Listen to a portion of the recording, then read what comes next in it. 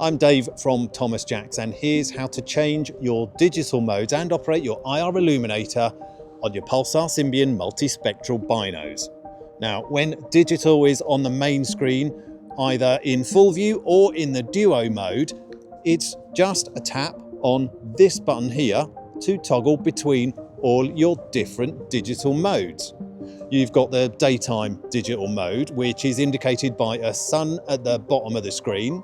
Then you can toggle to twilight, which is the white moon, digital night vision, a moon within a circle, and green digital night vision, which is a green moon. So just tapping that button will toggle between the different modes.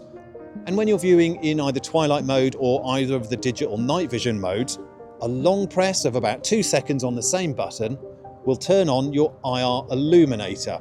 Now you can see that there's an icon that's appeared in the bottom of the screen. More long presses, and there's 3 settings, low, medium and high, to extend the reach of that light, and then return to turning the IR illuminator off.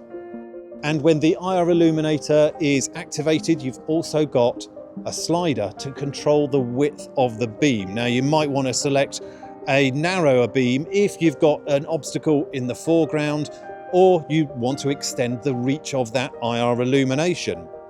And because it's Pulsar, you can even access those IR illuminator settings from the quick menu when you're in duo or multispectral mode and your picture-in-picture window is either digital night vision or digital twilight mode.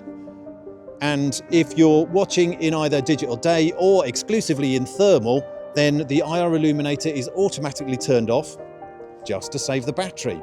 That's another one of the ways in which Pulsar Symbion puts you in control.